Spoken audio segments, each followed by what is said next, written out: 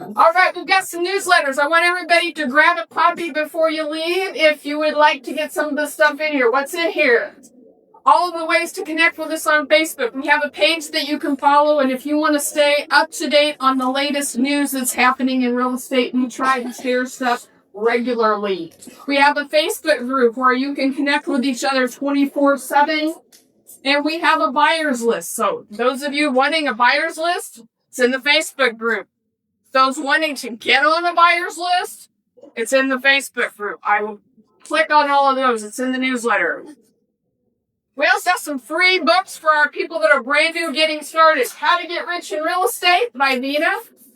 Little secret, Vina will be here in the audience next month. If you don't know Vina, she is one of our mentors on running RIAs.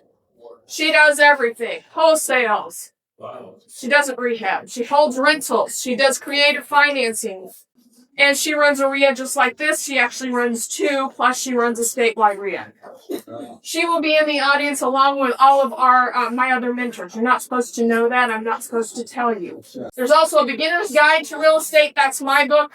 I wrote that before ChatGPT, so it hasn't been ran through ChatGPT to make sure I talk like a computer or spell things right. So you might find a few typos. And then the ultimate guide to seller leads. I took a zillion resources on how to find or generate seller leads and dumped them all into ChatGPT and generated a book with over 100 ways to market and connect with sellers. We have a bride for you that, if you haven't joined yet, I don't know where the clicker thing is. There we go. There we go. All right. Right, left, middle doesn't work. If you guys join tonight, there's 4 things that are going to be on the jump drive. There's going to be a lot on the jump drive. It's a full library, but there's 4 things that are important that I want you to see. Last February, Brendan is in the room. He spoke on how to get started as a real estate investor. We didn't record it right, so he recorded it again. Did a great job, so we've got that. In November, Eric, wherever Eric is. He's talking in the... Oh, Eric's talking in the hallway. He always is. He's teaching people how to be a real estate investor. He reported a meeting on how to become rich as a real estate investor. 7 ways to make money, as long as you don't just stick as wholesaling and flipping. If you're flipping and wholesaling, he thinks you're crazy. Also, How to Build a Small Real Estate Investor Business by Darren Carey. He is an Ohio real estate investor in a group just like this one. He started out as a regular investor. I've known him for 20 years, although he looks like he's 19. But he's a hard money lender now. And then finding and using private money with Will Pritchett. And he is a FIRE guy. So he is out there. He runs a group.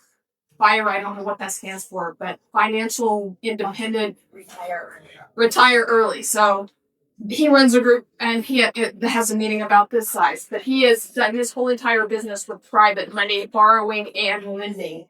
So those are all. The 2 middle ones are master classes. The other 2 are MAREI meetings. Those are 4 of the things in the MAREI member library. If you join us tonight, they're on the jump drive. If you join us on the computer later in the week, they are in the library online. We also have the MAREI Business Directory is in the newsletter. REI Blackbook is having a boot camp. Brian and Michelle told me it was fabulous the last one they went to. There's another one. They have one in the spring and one in the fall. Michelle's nodding her head. It is in St. Louis in October. I don't know the exact dates, but check the newsletter.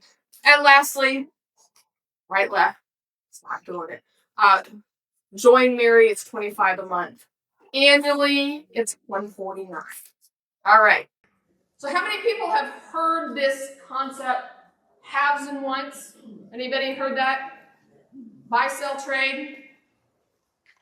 So at a real estate investor meeting, it's where our members get the chance to take 30 seconds, maybe 60. I don't know. I got Brendan up here to strong arm my people that want to take 2 minutes. Where you can share what you have to offer or ask for what you need. So if you have a house to sell, you have cabinets you have to get out of your garage, you need a roofer, you need a contractor that does this, you need somebody that works real estate in some real little town like Osawatomie, Kansas. I have a house there coming up next week, by the way. That's what haves and wants are for. But because we have these great sponsors that help pay for this room, we let them have the chance first. So Brendan, drag them up here. And we're going to, well, you gotta come up here. Come on, you're all over the internet on video. Don't be scared. Best videos on foundations you'll find anywhere. It's his. Hi, I'm John with Olson Foundation Repair. We are a local foundation company. We've been in business 40 years, and I've been doing it for 24. So for 20 of those years, I was a field guy. I was going under the houses, lifting them, stopping walls from moving, tearing walls out, rebuilding, any basements that are flooding, sidewalks, driveways, anything that is associated with foundation repair. I've seen it all, done it all. I look at myself as more of a consultant than an educator. When I'm on site, I look at 4 or 5 houses a day. And we give free estimates, so feel free to give us a call. I can come out and shoot you straight and tell you if something is needed or warranted, and thanks for your time. All right. And check their website for all the videos. They're awesome. And if you don't know anything about foundations, you need to know a little something, so watch some of his videos. I'm Veronica with Cleaning Maids In and Out. We are a local cleaning company that do all cleaning, so construction, commercial, residential, short-term rentals, residential, and we've been here for 4 years. We're also in Kansas, Missouri, and Florida. So if you want to grab a gift card at the back table, let me know. And if you're looking to learn how to start a business, this woman is a serial business starter. All right, Tommy. Hey guys, my name is Tommy Nygrove. I'm with North Oak Investment. Can I get a show of hands? How many of you have not flipped a house yet? Okay, and how many do 10 houses a year? Okay, so we are looking for 2 different types of people, both categories. The ones that do 10 a year, we'd love to do special terms with you. We finance fix and flip deals, so we do 6-month loans. We're flexible. The more experience you have, the more flexible we are. So we've been in business for decades. We've got a guy named Bernie Richter. He has been doing this forever. So, but for those of you who have not done a lot of deals, and this might be your first deal, Bernie is in his 80s. He's like an encyclopedia of real estate. So for you, we also have another program where we want to help. We say it's like putting the bumpers up when you're bowling. So if some of you guys need the bumpers, we'd be happy to put the bumpers up with you. Bernie can be your resource, and he will help you unravel title issues, real estate contract issues, just every single thing that you could have. Bernie's seen it 100 times. So, all right, and Bernie has signed the first pre-approval letter that I ever saw. So, if that's interesting to you, northoakinvestment.com, and we'd be happy to help. Thank you. All right. Rob. We have lots of money in the room tonight. There you go. Rob, JM Real Estate Capital. High leverage and low rates in all 50 states, whether it's a fix and flip loan, new construction, DSCR, we have money for you. On our fix and flips, you go up to 100% loan to cost. On our DSCRs, we have no seasoning. No seasoning for DSCRs, meaning if you subject to the house and you got equity in it, I'll refinance you out to up to 75% of the current value.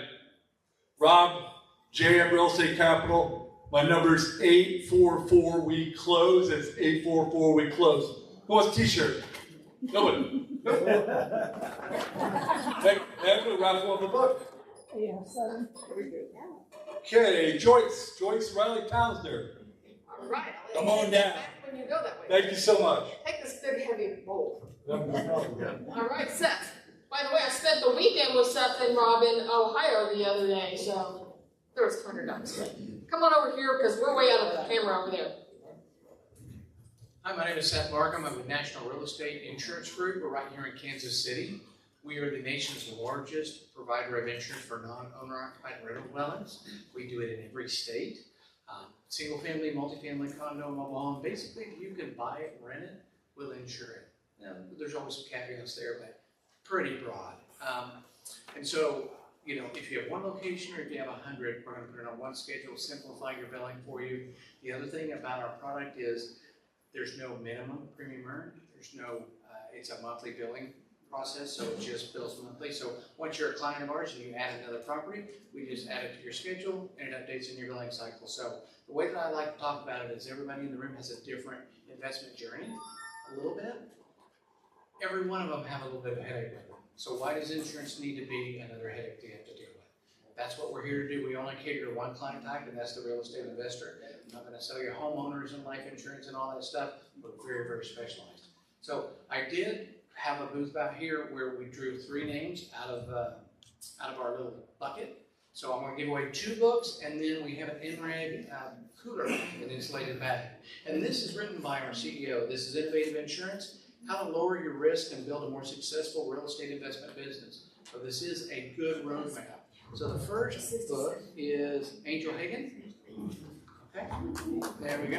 And what I'm going to do is I'm going to put these out here on the desk for you to come pick them up. So you've got a book, and Noni Williams. You can step down. She'll be right back. Okay, I'm going to have a book out there for her as well. And then the cooler is going to go to Laura Terry. Is Laura here? Bring it back. That's good. Yep, we'll be back. All right, we didn't quite get the 60-second memo, so we're just going, but let's try to keep it to 2 minutes. 2 minutes is really tough, but okay, we'll try to do this. Anyway, my name is Brayton. I'm with Crossroads Investment Lending. We do 100% of the purchase price, 100% of the rehab. We also can do the DSCR loan on the outside, so we can do a full circle. And we do we're offering something kind of unique this year. If you need help with construction, any newbies, we have a construction team that can help you do that as well. So what makes us a little bit different is we actually go out and walk the property with you, check it. We talk about the repairs, we make sure you got everything covered. Because the most important thing to us is to make sure you have a deal. And the deal makes sense, and you're actually going to make money. I don't want to see you do a deal and not make money. That's the key. Anyway, you've heard from enough lenders tonight, so let's talk about this real quick. You guys are really quiet. I need some energy. I got 4 kids. They're all girls. Thank you. Okay. So Kim did say I could talk about this. We do have an event next Friday. It's free. We're calling it for realtors, but I got the okay to invite all of you guys to this. It's a free event. We're doing it over at the Overland Park Convention Center. It is the 19th, 11:30 to 1:30. And guess what? Lunch is provided. Yes. All right, thank you. So if you're a newbie and you were talking about wholesaling, or about rehabbing, or you're going to buy a house and rehab it and hold it, all of these hard money lenders are the guys you need to talk to, because if they tell you it's a deal, it's a deal. If they tell you it's not a deal, don't find a way to buy it, please. All right, last up, Mark. You got to go over here. Okay, I'll go through. It's all good. I'm Mark Yonder with My Enterprises, a cabinet distributor. So we do kitchen cabinets, we do bathroom cabinets. We do a little bit of, I got a new line, Altar Design, you might want to look at. If you want a little higher end, we have a 70,000 square foot warehouse in the metro. I do sell to most of the box stores, but if you guys want to save some money, you want to call me, because it would be a really good deal. It's altardesignUSA.com. And DeMaio, we mainly do kitchen cabinets. I do a lot of cabinets with everybody in this room. I get a raise of hands, I won't do that, but I've got a lot of people in here. I really want to thank you guys for blessing our family and our business. You know. And then I want to say another thing, you know, this whole event, the reason we're out here today, the reason that we gather like this, so we can learn from each other. And there's not that many events around the city. So you guys need to take advantage of the people that you're around, the power that you're around, the people that you're around. You can always learn from everybody out here. There are so many people, there's so much strength in this room. And just reach out. If you got a problem, make a call. If you can't find somebody, call me. And just give me a heads up, let me know what you guys need. And if I don't know, I'll get a hold of Brian. Or if I find like a house, I call Michelle. My guru's right over there, by the way. Wave. That's my guru. So you get involved, you make things happen. Pretty simple deal. And all of us have the same opportunity. Just go out and make it happen. Don't be screwed around. You guys are not here to screw around. We're here to make things work. Let's make it happen. Mark Yonder at My Enterprises. Thanks, guys.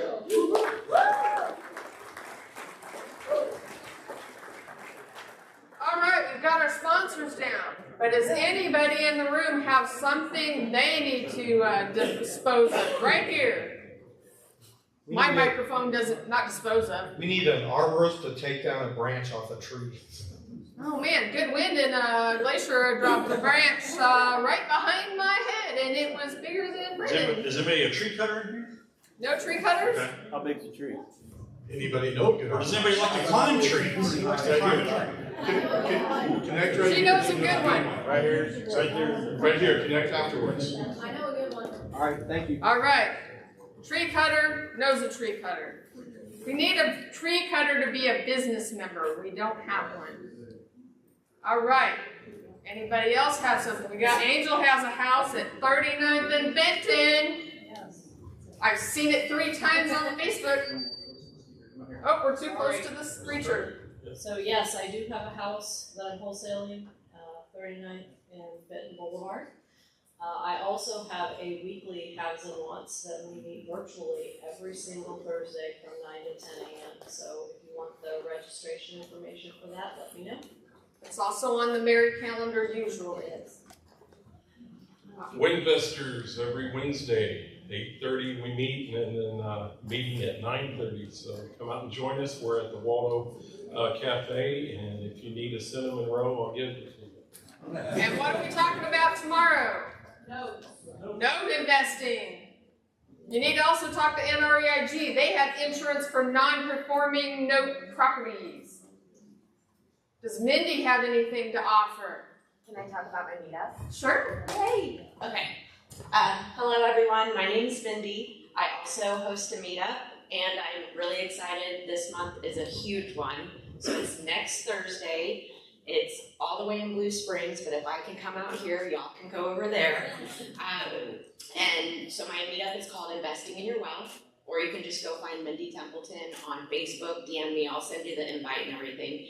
But I'm excited because I have Bigger Pockets on the Market podcast host Henry Washington coming to town. So please come out.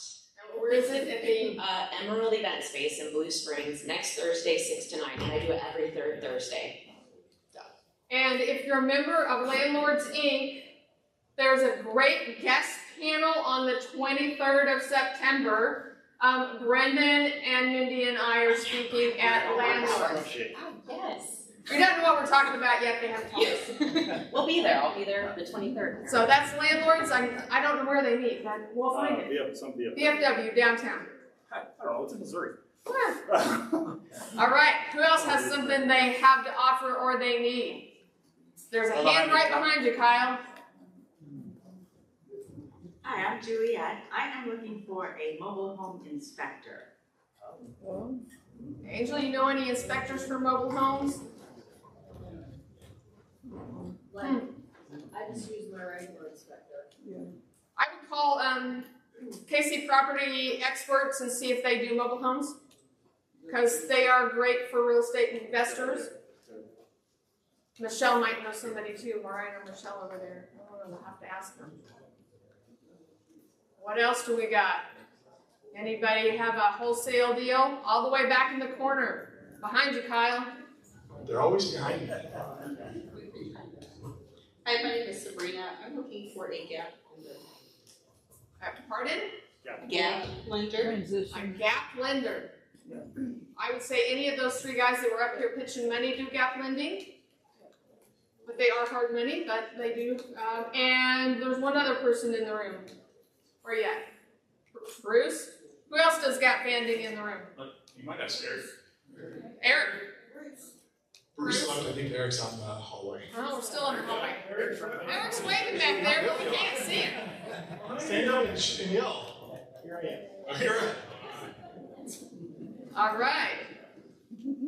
Take note of all these people because you're going to want to look for them after the meeting so you can connect. Who else? Who else in here has anything that they need or that they have to offer? No houses for sale? No wholesales? Is anybody looking for a deal? Raise your hand if you're looking for a You're deal. looking to buy a deal? Who's looking to buy a deal north of the river? South of the river?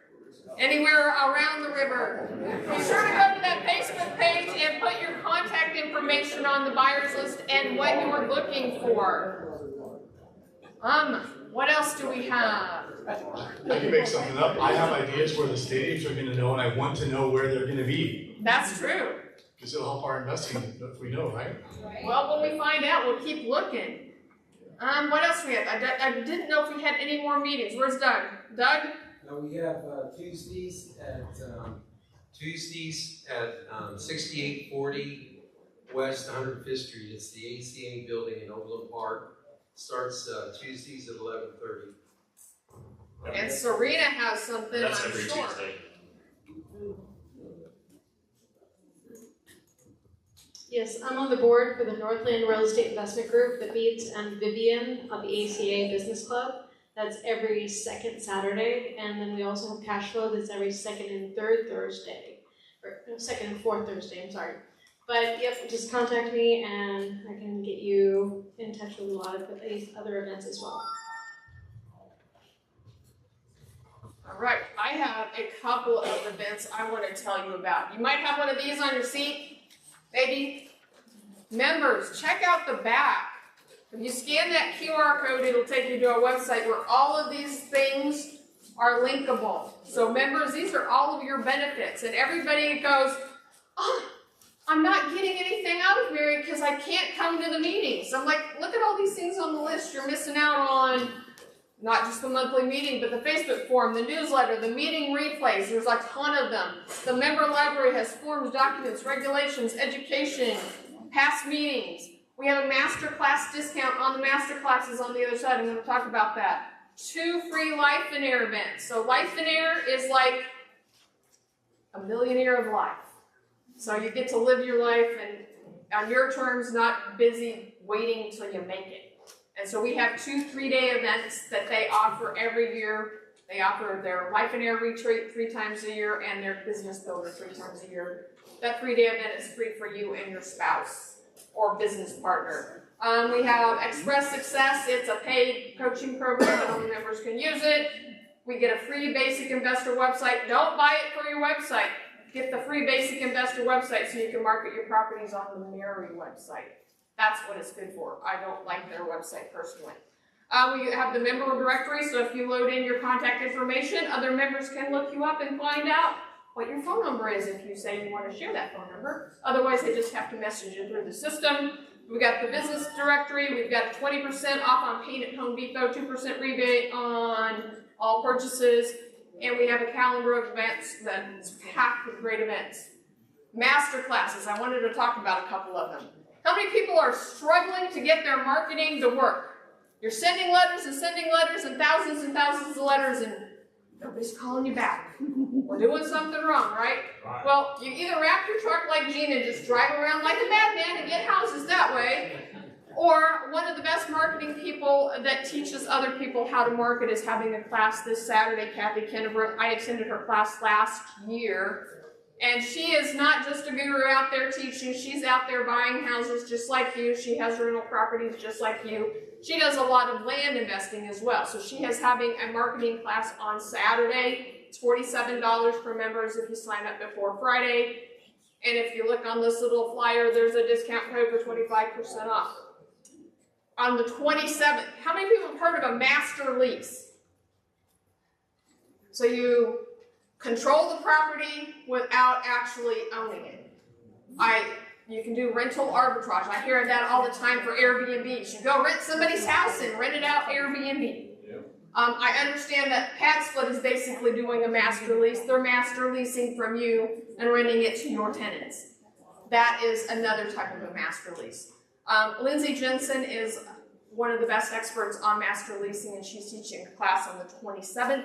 Also $47 for members. If you're not a member, it's $97. And you can join. We also have a discount code on that. So I forgot to put that on my slides. We barely didn't get slides. But luckily Roland was able to make the computer work. He didn't want to talk to the projector. I don't know. All right. Are we ready to get started? You're tired of listening to me and the guys helped me out greatly. Because running the microphone all over the place is hard, so a good round of applause for Kyle and Brandon helping, and everybody bringing up the chair. All right, I have to do a disclaimer because I'm called Duck. I have to do a disclaimer. I better read it because I will probably screw it up. This presentation is for educational purposes only. The information provided here is not intended as a specific legal, tax, or financial advice.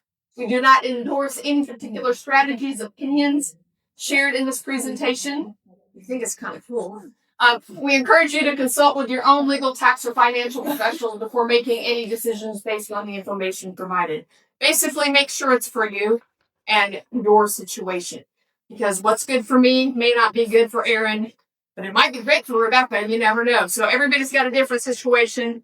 Get some advice from experts. We all have a device to write down stuff or take pictures of slides. Is pictures of slides okay? All right, we got cameras. We can do that.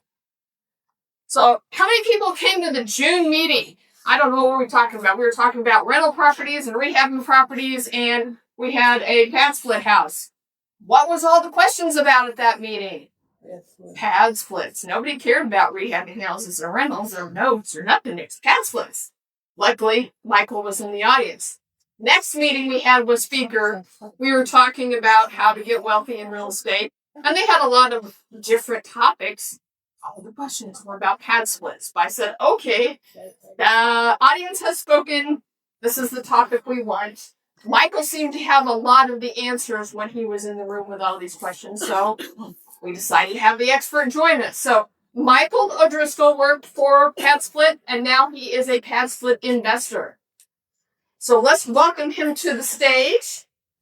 Big round of applause. And I'll see if I can slip out.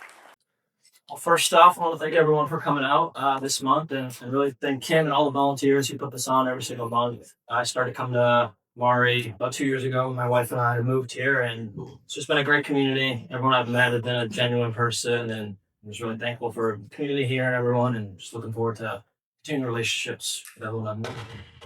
Well, by raising hands, love to see in the crowd here, who here has ever rented a room or rented space in a house through their lifetime? So it looks like probably half the room or so. Who here on the other side? So not so rented a room, but have provided rooms or for living or some sort of group where it's unrelated parties, living together.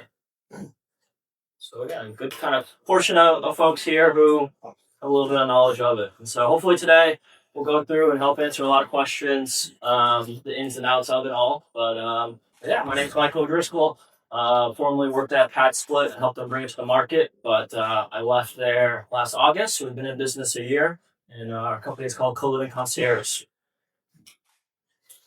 So today we'll go an agenda more about me. We'll talk a little bit more about co-living, and then we'll really talk about how to source a deal, how to underwrite a deal, how do you renovate a property correctly. We'll talk more about furniture, and I'm sure there'll be a lot of questions, and we'll kind of talk about how we all can work together and hopefully answer all the questions tonight. So, I cried over this, but everyone I feel like has a why. I just want to show everyone my why. The reason why I get up every single morning is for these two and my wife here. You look young. I'm 32 years old, but I've got a 3-year-old and 1-year-old, and I read Rich Dad Poor Dad in college, and that's really my first experience with real estate. And I always knew when I had a family, I want to be there for them and provide them everything in the world. And so I knew real estate would be that vehicle, just like a lot of people, to reach financial freedom. So we're on our way to do that, and just really helping people along the way as well as ourselves.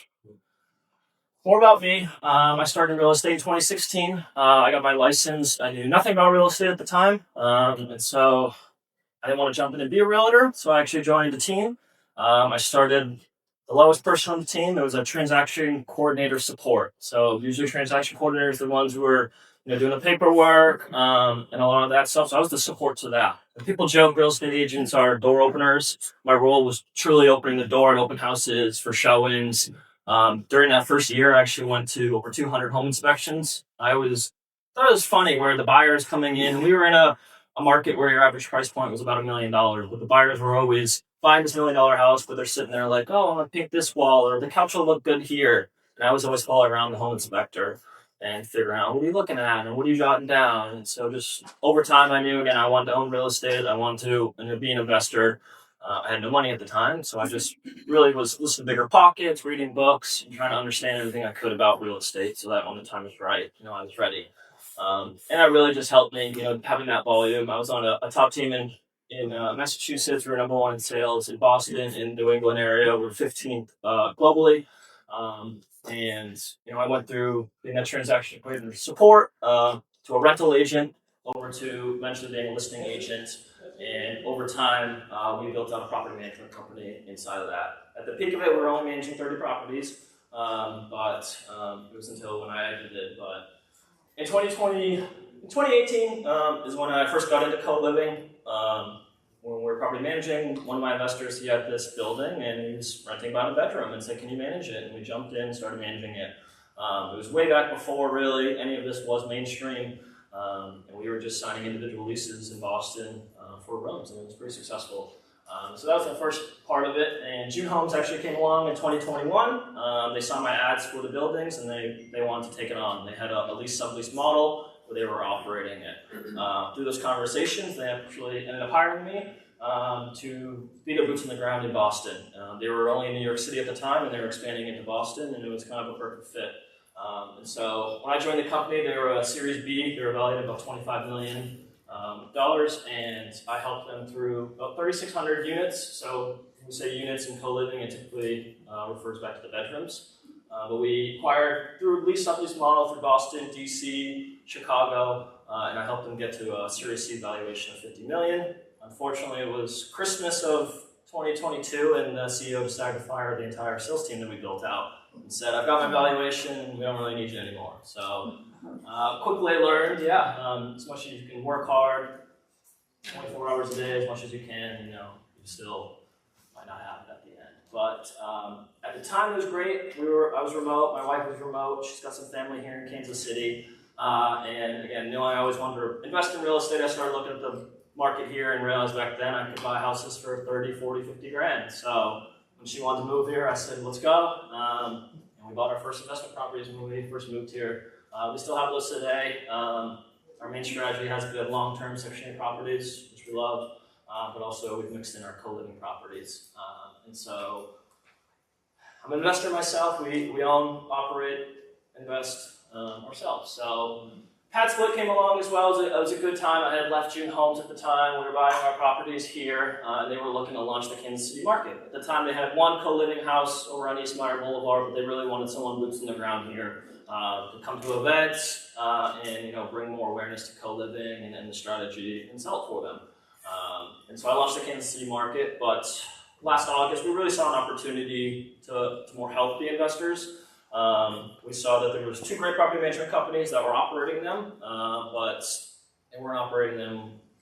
We were doing a lot of education for them, and we realized, and they were actually asking us for help, and we just saw an opportunity here to step out of PadSplit and really start our company and truly educate folks on co-living, help them source deals, underwrite deals, walk deals, bid them, project manage them, and then operate them on a daily basis. And we still work with those property management companies, and we're onboarding more property managers and owners. And so today we actually operate over 40 co-living properties, over 250 people we've helped serve in affordable housing. And we've really brought this hospitality touch, which a lot of Airbnb folks know, the hospitality, and so we brought that to co-living for this two-sided marketplace. So jumping into more of the co-living and affordable housing crisis. So there's 14 million Americans who make less than $35,000 a year, and that's really kind of the core demographic that we see that are renting bedrooms specifically in our market as well. The average one bedroom across America is almost $1,200 a month, so those renters need to earn about $48,000 a year, even to qualify for that average basic housing. So most renters who are earning a minimum wage nationwide can't afford a one-bedroom apartment without being rent burdened or paying 30% of their income to the fair market rents. And what was shocking too, what I found, and we saw this, and it continues to be this over years, but across all income brackets, 60% of Americans are paycheck to paycheck. So even if you're more higher income earners, we still see more than half Americans are living paycheck to paycheck. And so really what we see is this rent growth versus wage growth has left the low-income earners, priced out of that basic housing of studios, one bedrooms.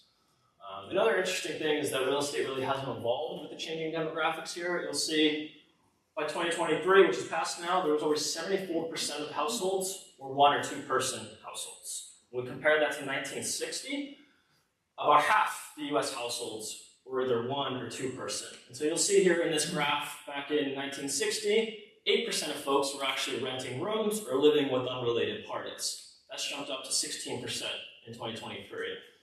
And back in 1960, there was 13% of the US households were single with no kids. That's jumped up to almost 30% now. So when you combine these two demographics, almost 45% of US households are either renting rooms with unrelated parties or they're single with no kids.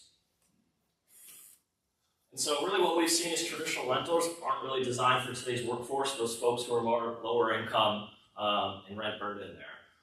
And that comes from delays in move-ins where property management companies, apartment buildings, hey, you've got to move in on the first of the month, or other things like that. The increasing rent costs, not only just the rent prices of almost averaging $1,200, but first month's rent, security deposit, application fees, all these fees involved. When you're paycheck to paycheck, you may be able to afford $800, $900 apartment, but if you're earning $15 an hour, you don't have that $1,600, $1,700 to put down in first month's rent, security deposit, and all those application fees. And that's where we see a lot of folks struggle when they're looking, whether they're moving into the city, breaking up through relationships, moving out on their own, coming back from college, you name it.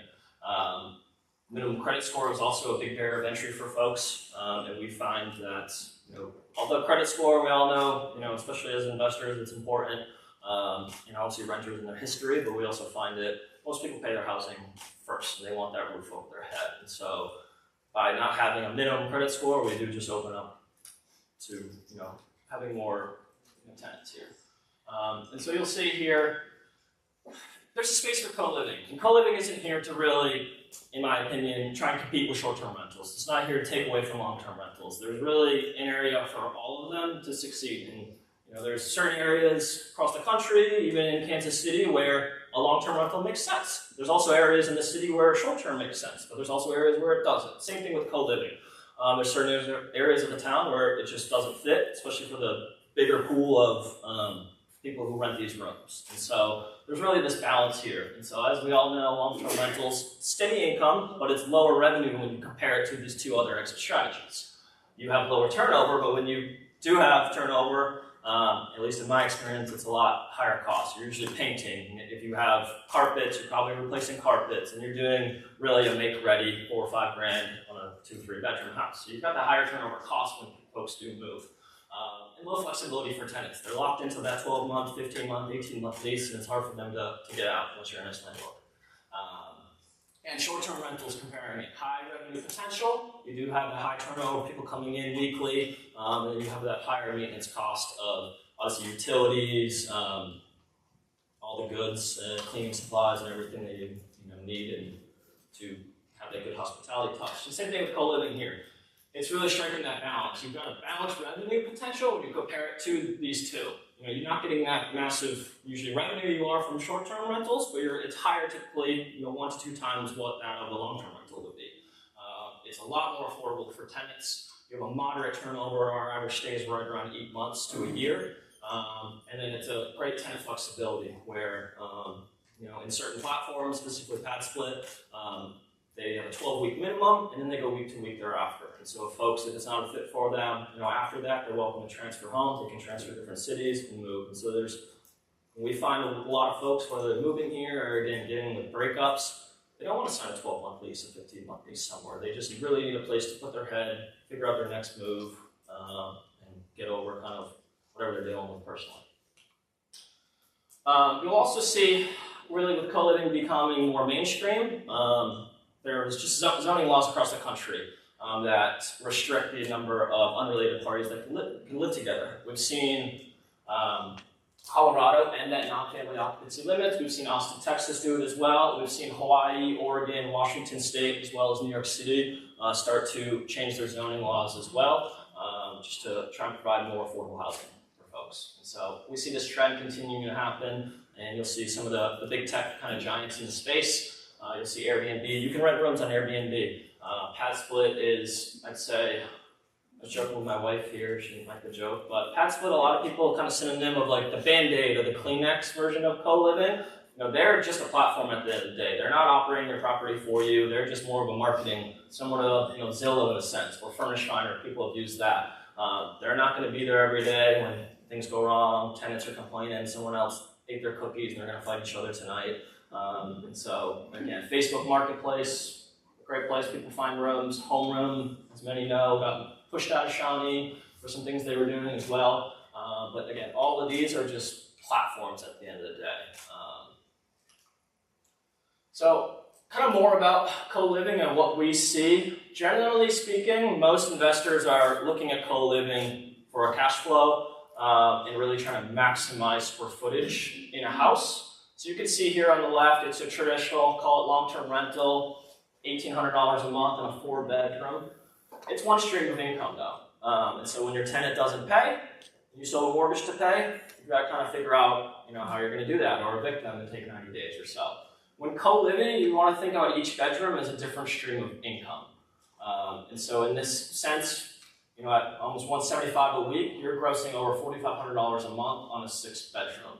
It's just, when you're renting by the bedroom, a living room, an office space, these are spaces that aren't earning you any income. And what we see is a lot of folks with work schedules, they're not hanging out in these living rooms. And so when we built them, we've also built them with having them. And we find these common areas are also areas that folks have conflict in. And so if we can reduce conflict in these houses where a bunch of strangers are living together, it increases kind of the happiness of everyone.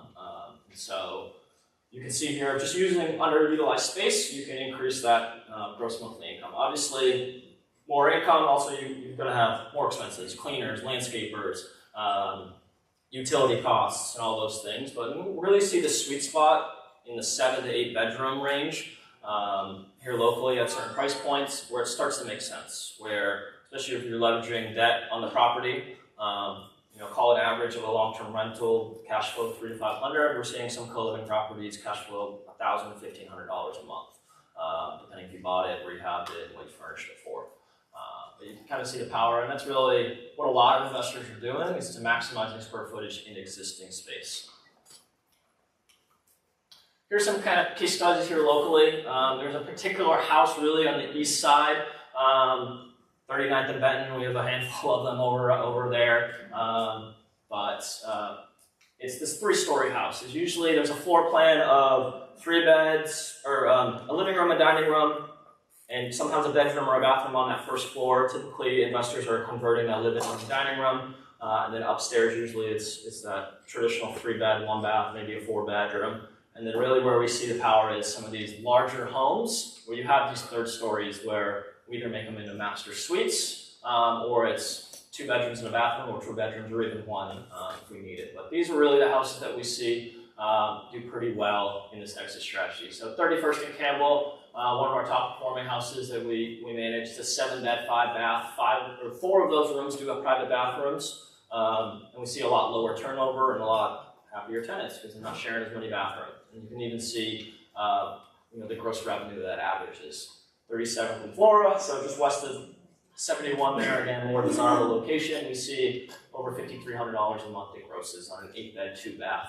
20 Harrison, other house, we do have a master suite in that one, and so 6 other folks are sharing 3 bathrooms. And we really like to keep that 3-to-1, 4-to-1 ratio we've seen. Creates happy tenants and experience for everyone. 32nd and East 31st, it's a newer house for us we just launched. It's a 9-bedroom, 3-bath, and it grosses over $6,100 a month now. So how to source a deal? Networking. I mean, there's deals all across. And we get a lot of deals from wholesalers, agents, and we love working with you all and want to continue to do that. And so there's deals all around. MLS, we see stuff on MLS. And we also have, I'm kind of a deal junkie. I love looking at deals. I love looking at MLS when my kids are napping. And so we have a whole running list, and we'll be able to share some of these resources with you. You'll see there's a new QR code, and we'll send you all those. But that's kind of part of our company, is helping you source a deal, helping you underwrite a deal, and making sure it is a good deal. And so you'll see here a brief kind of buy box. Like I said, those 3-story houses are really the ones, the bread and butter that typically works, that we're able to see that 7 to 9 bedrooms just given the Kansas City soil foundations, I'm not a foundation expert here, I know there are some in the room, but a lot of those kind of fieldstone, stone foundations aren't the best to try to add rooms in, egress windows. They're a little bit wet down there in some of those basements, as I'm sure all of you have walked. So a lot of times we're not converting basements into rooms, although you can, and we've done it. Cause problems with it sometimes. But near public transportation, out of our 40 houses that we operate, not a single house has more than 4 registered cars. And so parking, although you want to look for parking, and that's why a lot of corner lots typically work, but off-street parking is what we found in our market here, not a big thing that tenants are actually looking for, especially when they're in the inner city here. We have some houses out Blue Springs, Lee Summit, Grandview, Raytown. Parking is definitely a bit more important to folks out there, though. And I talked about no more than a 4-to-1 ratio to bed to bath. Again, you want, when you're creating these spaces, you really want to create a home. You want longevity, just like in any exit strategy, long-term rental, short-term vacancy is going to kill you. And so if you have people turning over, whether it's not operating correctly, not clean, it's a tiny room, it does you no good. It's a waste of money to whether convert it, furnish it, whatnot. And so really when we're looking at co-living, it's truly trying to make this home somewhere that they enjoy and want to stay long-term. How to underwrite a deal. So you'll actually see here, like I said, there'll be a QR code kind of throughout. And what we'll do is gather your email, and then later tonight or tomorrow morning, we'll send out all the resources that I'm going to talk about to everyone for free. So this is a calculator that's been built out here, and you'll see, sales price, and I can walk through anyone with this one-on-one and whatnot for the deals. But you just plug in everything in blue, and it'll spit out your cap rates, your NOIs, your cash flow, IRR. There's a spot for DSCR, so when you're looking at lending, or if you're doing maybe a 2-part BRRRR, or looking to just hit that long-term financing, it's all kind of built out in there, especially appreciation. You can even see how it compares to a long-term rental and say, hey, is this better deal as a long-term rental, or could I do short-term, or should it be co-living? And so it's a great resource that we've used as well, so we're happy to give it to you guys all for free. Financing. I'd say most investors are using financing, whether it's other people's money, hard money, cash, or really the favorite for a lot of our investors is this 2-part BRRRR strategy. And so everyone knows the BRRRR strategy. You're going to go in and really maximize the appraisal in that area. So looking at the comps, okay, is the comp say in this neighborhood, a 4-bed or a 5-bed? Is it 2 or 3 bedrooms? So you're really looking at the comp, because when you're going and renovating a 7 to 8 bedroom, there's typically no comps in that. And so appraisers, as much as we all love them, are pretty subjective, and you can actually get dinged on that or devalued by removing living rooms, dining rooms. And so our investors a lot of times have done these 2-part BRRRRs, where you go in, you renovate it, and you maximize that appraisal. Ideally, if you bought it right, you get a cash out refi, and the whole time your contractor knows, hey, we're moving electrical, we're moving the lights, you're doing 90% of that conversion, and then once that loan closes, you've got those funds, the contractor goes in, just puts up that last wall, puts the door in, installates some things, but usually it's a quick, under a week, and you're getting in, and it's done. So that's one of the best ways we've seen, besides using OPM. Here you'll see how to furnish, again, our QR code. I am no interior designer, so if there are any designers in the room, we'd love to chat with you and see how we can really make our product better. A lot of it's just an Amazon list here, but you can see these rooms. We put full-size beds in all of the rooms. We don't provide linens, pillows, blankets. We do for staging purposes. A great feature, and it's really a searchable feature now, is putting mini fridges in the rooms. Typically, 6, 7 bedroom, 8 bedroom houses, we're putting 2, if not 3 fridges. But with that, it's a communal area, conflict does happen, and so we've even seen putting them in the rooms just reduces some of that conflict. Putting some artwork, again, I'm not the best interior decorator. I'd love to start putting local artists' artwork into our homes. Definitely recommend putting desks, chairs in the room. We started to put rugs in there as well. But yeah, it's a room, and at the end of the day, like I said, you can see all these are pretty good sized rooms. And so really when you're renovating or looking to do co-living, create that space that you'd probably want to sleep in yourself, or a family member, a brother, sister, cousin, and truly giving it a space that people enjoy and want to be in. So if they stay long term, you'd be happy and refer their friends over to you. So co-living, it is a two-sided marketplace, especially kind of in my role as an operator. You'll see here is kind of what we've done so far. Year to date, we've done over $500,000. We are projecting to do over $1.2 million in gross rents collected by the end of Q4 with what we have in the pipeline. And so yeah, our investors are doing well, but it's also the doing good for tenants and pride in the space. We actually get rated by all of our tenants every 2 weeks. And you'll see here reasons why they rate us. And these are actually our most recent ones you'll see here. It's flexibility, they're very satisfied. The maintenance of the home, the price point, maintenance of the home, satisfied, location of the home. You can see we actually have over 172 reviews, and we got 4 stars there. So again, it's just important to keep up with maintenance, have a good operator. At the end of the day, anyone can buy a really good deal, anyone can renovate it cheaply, do it well, furnish it correctly. But if you've got a bad operator, you're not going to be making money, or you're going to be losing that revenue. And that's what we've really found. So it's important to really tailor to the folks who are living in these rooms. Harp on enough, make it a home. I love this quote here. Anyone can provide a room. A room is just 4 walls. What makes a difference is structure, care, attention to detail. That's what turns a room into a place someone feels at home. And that's what separates, in our opinion, good operators from the great ones. These are just some examples of folks. Troy's in one of my houses in Raytown. He does these studies at 6 months at a time, where he goes, gets paid to, whether it's pharmaceutical or whatnot, I never really asked him. But he goes, does these studies, and he's just a non-traditional renter where it doesn't fit his lifestyle to go and sign a 12-month lease, or he used to be in hotels and stuff, and that's more costly. But with PadSplit, he's able to do his 12 weeks, and then he can leave and then come back to another room, and he doesn't have a lot of stuff. But he was in one of my houses in Raytown, and then he went into another one, and he realized just the difference in the operators. And so it was a great message we received from him when he moved back into one of ours, when he saw it was available, just appreciation. So have a good operator. Same thing with Steve. You can see him coming from top space in, say, a couple of months, but just reaching out. So there's just good people that need good housing, that's all we were trying to provide for folks. So some co-living and property tips. Avoid HOAs in HOA neighborhoods. HOAs can make up a lot of rules, and just avoid them.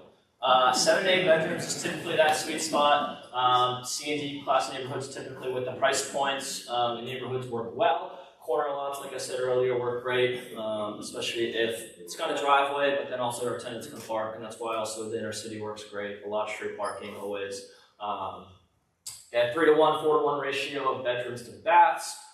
And really where we see, and I mentioned that in that 31st and Campbell house, if you can create as many private bathrooms as possible, it really drives up your tenure, keeps a high occupancy, and on average a 7 bedroom, call it 2 bath, you see average of $4,300 to $4,500 in gross revenue versus the same 7 bed that's got 4 or 5, as you saw, grosses $65,000 to $7,000 a month for that same space.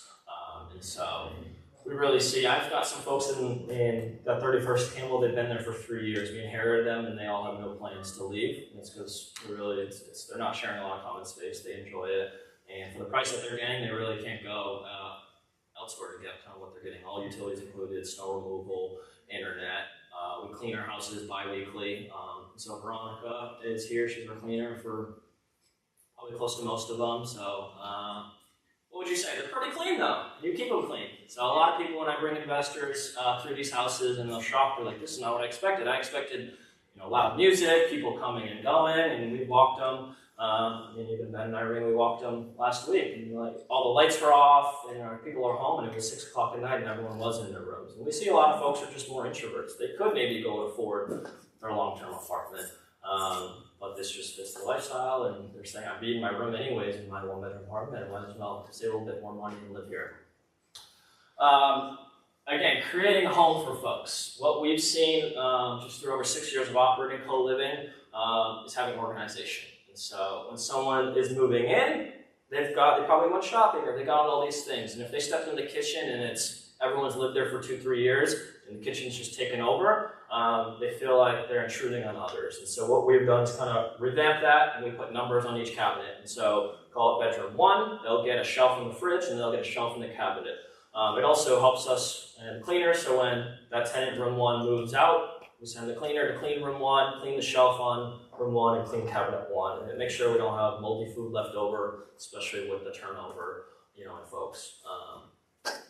1 fridge for every 3 rooms, and the biggest complaints that we see as folks, especially when I was working at PadSplit, is folks would build these rooms with no vents, or wouldn't think about the electrical, and now you turn a 3-bedroom, 4-bedroom house into a 9-bedroom, and people are overloading the circuit, and breakers keep getting tripped, and again, then they just have a bad experience. And so think of all these things up front, testing it out, doing that pressure test, and just making sure every room properly cooled, properly heated, again, to drive tenure, make happy people, make it a home.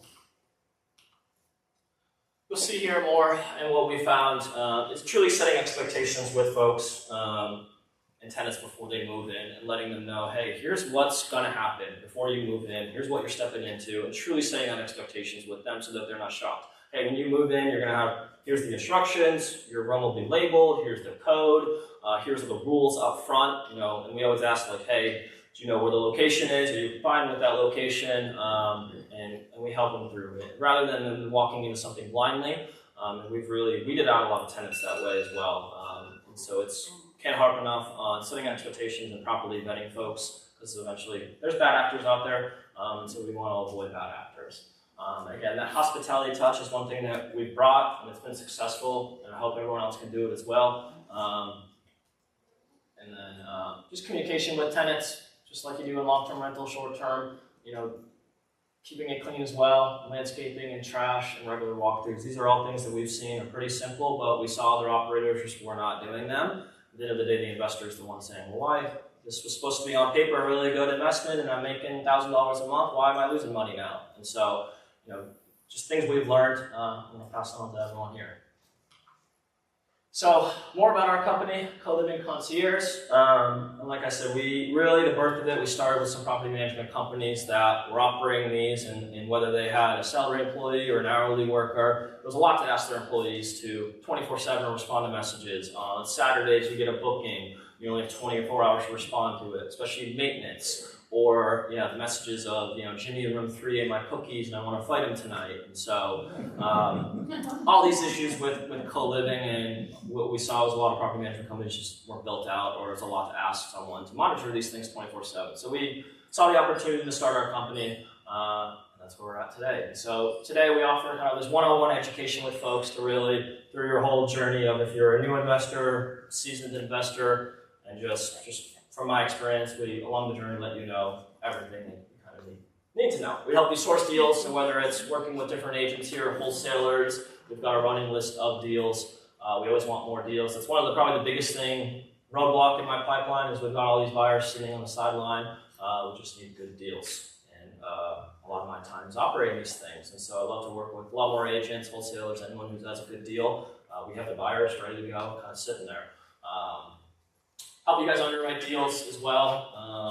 We'll help optimize design and layouts to maximize the underutilized space. We'll walk any property with you. We typically generate a floor plan through Kubicasa, and then we'll sit down together and draw it out and see, hey, can we move a wall here? What's that going to cost? Hey, can we add a bathroom here? And just work with you, because again, not every house is going to be a fit. And so, if there's ways we can create that value there. Again, a lot of our investors are out of state. So we gather bids for investors. So again, any GCs, handyman, anyone who do renovations, we'd love to work more with you, kind of get you on our preferred vendor list and get bids and do some conversion with you guys. Again, financing options. We'd love to chat with more, whether it's hard money, DSCR lenders, or even conventional lenders and whatnot. So we've got these investors and they're looking for certain loan products. We'll help introduce those options, and then we project manage those renovations. That's one of the biggest things, is sometimes there can be that miscommunication between the contractor, and so we're there on site once a week, taking photos, taking videos, making sure in the different stages, whether it's demo, they're demoing the right things, framing, hey, are they framing out the wall? And trying to get ahead of time, laying it out with them, hey, no, let's move this wall 3 more feet there, we can really maximize the room. drywall stage, everything, paint. So we project manage that for you because at the end of the day, I don't want to be handed the property. I was totally botched in renovation, and now we're trying to make up for it. So getting ahead of all that. And then we'll furnish the property for you. Like I said, we have this whole list of furniture. You're welcome to use whatever furniture you want. But we'll put it all together for you and get it ready, turnkey, ready for occupancy. And then we'll launch that property for you. And then we offer just ongoing monthly management. Deal with your tenants, deal with maintenance, coordinate cleaners, and it's going to be a hands-off experience for investors. So, like I said, how can we all kind of work together? We'd love to kind of get more deal flow for folks. Any lenders out there, I'd love to chat with you and learn more about your products so we all can use and introduce to buyers. Insurance companies, that's one of the other things is just getting the right policies. The last thing we want as investors is to be paying a policy that might not be covered under a certain exit strategy. And so, just chatting with more insurance companies, again, general contractors, cleaners, sorry Veronica, landscapers, property managers, we'd love to work with more of them. Like I said, we work with a handful of them now, and it's been a great relationship. We take a lot off their hands, and they help us in a huge way. Pest control, our favorite appraisers, furniture suppliers, handyman, employers, and just, again, good people in the room. We'd love to connect and see how we can all work together, because although it is a niche exit strategy, there's a lot of pieces to that puzzle that we all can kind of work together with. So yeah, like I said, the QR code, you'll put your name in, your email, and most likely tomorrow morning I'll get you sent out with the underwriting template, our furnishing stuff, and hopefully work with some people.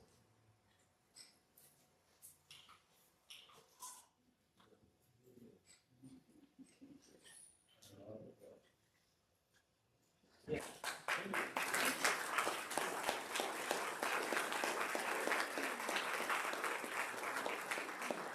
Not to stretch everybody out this time. But I'm sure there are some pressing questions that everybody said, I wanted to know exactly this. Steve wants to know exactly this. So do you run into problems with cities and what are different regulations with cities, especially locally? Yeah, locally here, Independence, so there's certain, I guess, cities that are more friendly to it. Independence was not friendly. We've seen Shawnee, we don't operate anything on the Kansas side.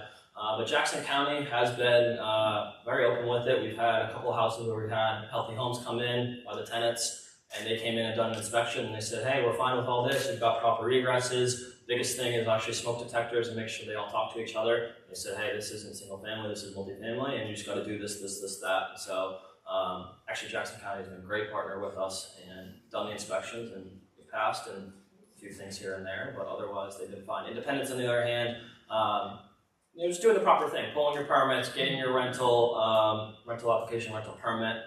They just require a lot more upfront. We have a few houses out there, but you just got a bit more leg room. They do inspections every year, which we're fine with. Again, it's just a little bit more red tape compared to your inner city Jackson County. So Independence doesn't prohibit it, they're just...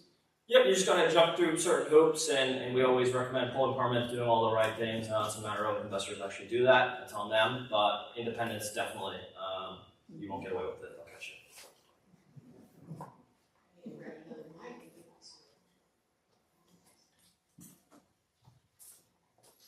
So in Kansas City, Missouri, isn't there a specific occupancy restriction based on the number of unrelated individuals? Is it limited to 4? It's 5 unrelated parties that can live together, and it really goes back to how PadSplits complete, which is the platform that we recommend and we use, and also I used to work there. It's the way they set it up, and so you as the owner, you sign a lease agreement. It's a 12-month lease agreement with PadSplits. So PadSplits is now technically your tenant. Now, we call the tenants members, residents. They are now a membership. Basically, they have these membership agreements that they're now all considered related. And that is held up across the country. PadSplits never had a property delisted from a city based on those agreements. So they've won every single case that they've decided for. It's a gray area, obviously. And then, so I showed on my slide, a lot of jurisdictions are now moving into, instead of fighting it and moving with it and trying to provide more affordable housing and understanding household sizes have changed. And there's certain areas where it can't work. So yeah, I mean, it's been a gray area for years. It's how a lot of operators have done it. But that's kind of their strategy, is PadSplit is your tenant or home run or whoever you choose. And then it's the agreements that Any issues, complaints from neighbors that then spark an inspection for the city? Oh yeah, and that goes back to, again, having a good operator. What are people are going to complain about your neighbors? It's trash, it's landscaping, it's cars in Blue Springs, and it's, if you keep up with your property, you chat with your neighbors ahead of time, you let them know what's going on. All of my neighbors have my phone number, they can call me. Yeah, and it's, again, going certain neighborhoods, you know that you won't have as many problems, and it's avoiding HOA or A, B class neighborhoods where it's just not a fit and you're going to have more issues.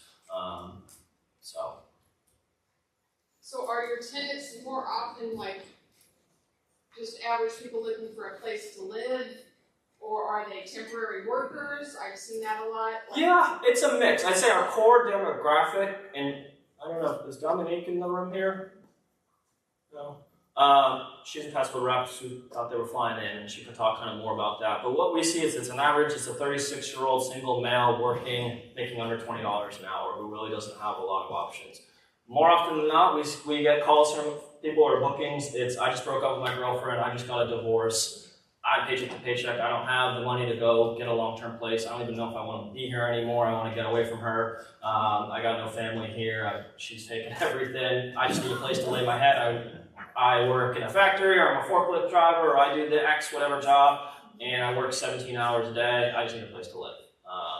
Or I'm in a hotel or whatnot. And so our average demographic is that lower income person who just really just needs a place to live. And that's where we see that average stay of 6 to 8 months. But we have a different product as well. We operate a 30-unit apartment building at Westport, and there's studios and 1-bedrooms, and we price those right around $1,500 a month. And a lot of people go into co-living and think, I'm going to get these pilots, I'm going to get travel nurses, and we found, at least the neighborhood we were in, we weren't getting any of those. And maybe it was a price point. A traveling nurse who makes probably good money doesn't want to share a bathroom with 4 other people. She just doesn't. And so we actually created this other product. There's 1-bedroom studios, furnish them, similar to Furnish Finder does. And we got a bunch of travel nurses. So your demographic is also the price point, your location.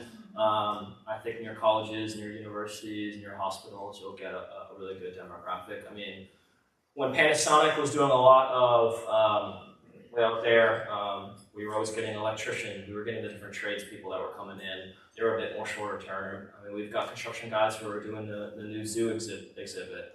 It's all ranges, but at the most part, it's your everyday folks who work a lower income job that want to live also in the neighborhoods that they work in and take the bus or take a walk to work that otherwise can't. They're priced out of. But these are folks who maybe work at certain jobs for 2, 3, 4 years, and they like their job, but they can't afford a regular long-term rental. And so everybody's going gaga over World Cup for Airbnb. Do you think that's going to be a thing for PadSplit? No, because we don't look for short-term. We look for the long-term tenant who wants to be there, and we're, again, providing a home for them. Some people use it shorter term than others, but we really like the folks who, a lot of folks are also on SSI or some sort of disability. Again, they could live by themselves, but they say, I'm an introvert, I'm going to just be in my room anyways, might as well be here and save some money. Or they are, again, on a fixed income and they truly can't afford $800, $900. We got one over here and one over there. And that's kind of what I was going to ask, is the difference between having people say they've got an SSI check or disability. So what is your experience with, are these homes mostly filled with working people or people that are home all day? I would say it's probably more leaning towards 70% working, 30%-ish. I don't have it on the back of my hand, but 30% or so I'd say are on some sort of disability, fixed income, SSI, retirement. We shockingly get a lot of folks who are retired who also say, whatever circumstance happened, and hey, I need this. And veterans and such, Yeah, we actually do get quite a lot of veterans because there's a local veterans housing, and they are capped at a year, so a lot of them have to leave and find transitional housing. And so, that's the other part is I don't love to use the word transitional housing, but a lot of folks use co-living and PadSplit as a transition between whatever they were at to get to their next point. You even saw, I think his name was Sean in there, he said, hey, I just needed, he plans to then go get a long-term place. He said, hey, it's always my goal to get out of here, but this is what I needed in the vehicle I needed to get to where I want to go. Okay, could you please explain the difference between your company and PadSplit? So So we work, I guess, kind of hand in hand. We are considered more of the operator. PadSplit's just the platform. They're going to market your room. They're going to get the applications. They'll basically put them in the home, let them move in, but then from there, they drop off. And so when you've got 6, 7, 8 strangers living together, maintenance happens, problems happen, people move in, move out. Someone needs to be there to operate the property, create structure, make sure people are following the rules, monitor cameras, make sure people aren't having guests, making sure there's no dogs coming in and out. And so being that boots on the ground, similar to, Airbnb. There's Airbnb superhosts, co-hosts, property managers, you name it. My company is kind of similar in that sense, where we help you optimize it.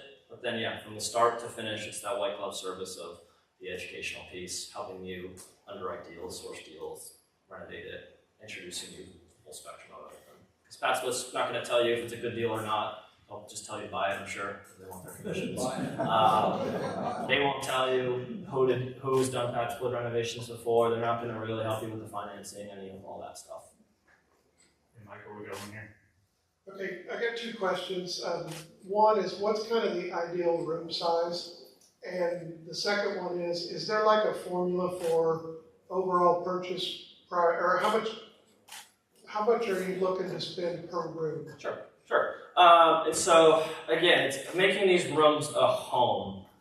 Depending where you are, code says 70 square feet, that's a tiny bedroom. No one's going to want to live in there. 70, 80 square feet. We like to be about 120 square feet, where you can fit a good size, full-size bed. There's a closet in there, a desk, a chair, and if they want to bring in a TV and other things. Some houses we do provide TVs. But pretty much that rule of thumb is that 100 to 120 square feet. Definitely larger rooms, you can earn a bit more. And we kind of price our rooms for demand, but it's similar kind of airline pricing. So maybe, bedroom 1, and I'll just go back to this example, so like bedroom 1, this one. And so we back into it also affordability, and not trying to price a room more than surrounding of studios or 1 bedrooms. And so typically here in Kansas City, we see a max for a standard bedroom, in this case called a 4-bedroom, 1 bath. We're renting all 4 bedrooms, they share this 1 bath and kitchen. It's about $175 a week, which in turn is about $660 a month is the affordability, where we're able to book these rooms in under 7 days and then they stay occupied. Really, we've tested it above that, and people just aren't willing to pay for that. Or it just takes, instead of the 7 days, it's going to take 30 days to fill that room. And so we found that 170 to 175 is that sweet spot where you can fill it quickly, you get good people. Really, where we see below 140, you don't get the best tenants, and they can fall behind quickly and whatnot. So there is this kind of sweet spot. As well, and then I talked about private bathrooms and bedrooms. We see those fly off the shelf. They're between $225 to $250 a week. But to answer your question on price, it's play around with this calculator. It really depends if you're buying cash, if you're leveraging debt on it. I kind of see downtown core, max all-in rehab furniture. If you're under that $250 mark, you should be cash flowing more than $500 a month at a 7% interest rate with 20% down. And so, we have some hosts for, where was it? I guess it's not here. Actually, this house traded on auction last May. It went for $360. I think he bought it cash though. Another house on Charlotte right behind that traded for $280. And so, it really depends on if you're buying cash or whatnot. But this is a great calculator to really back into a purchase price based on revenue. I'm happy to sit down with you and look and run. PadSplit's great, where they actually provide you all the data. You can just go into their site and see exactly what zip codes rooms are renting for. Question. What does internal managing look like? Like writing rules and regulations for the tenants inside? Like how do you kind of keep track of how the rooms are managed, rules like that?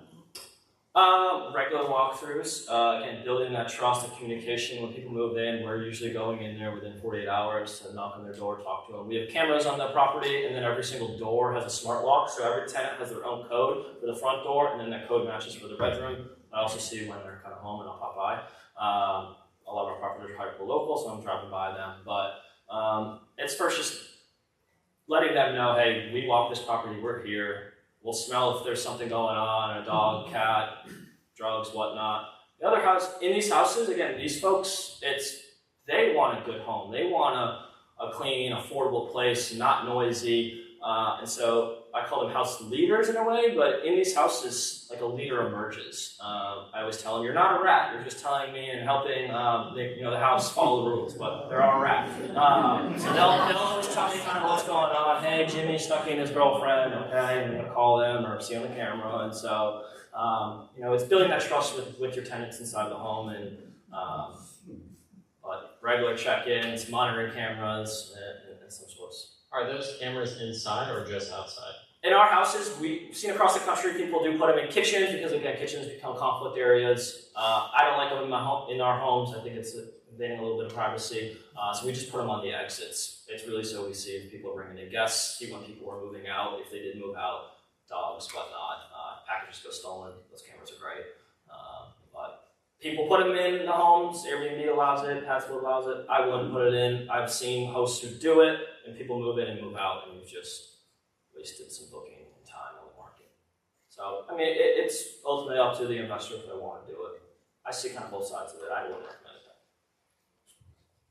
it. So, I know you said that somebody snuck in a girlfriend and kind of got into it. So, is it restricted to only one person, or so a battered mother come in and had her kid escaping the violence? PadSplit up until basically when I left, I learned they do allow now multiple occupants. Up until August of last year, it was single occupants only. I think they changed it again for fair housing laws.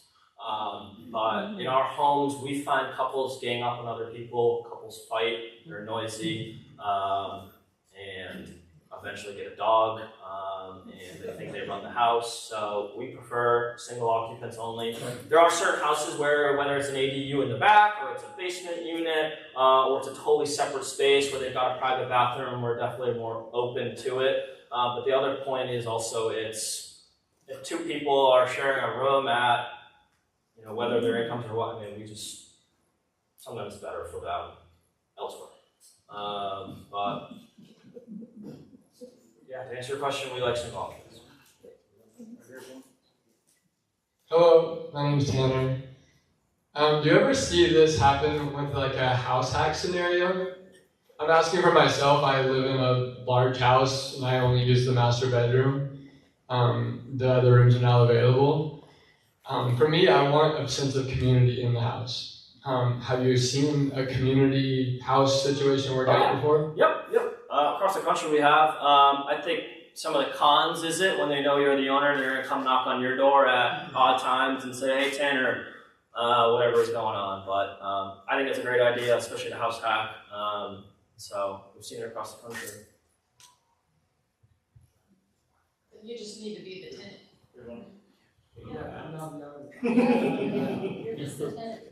I don't know if I heard you mention this or not, but what about sexes? Are they all male or female, or are they co-ed? They're all mixed. I see when our east side properties, they typically leans to more males. They're rougher areas. When we started expanding more on the west of 71 there, funny enough, when we started putting rugs in the rooms, all of a sudden we started getting a lot more females booking our rooms. I don't know, so we ran with the rug thing.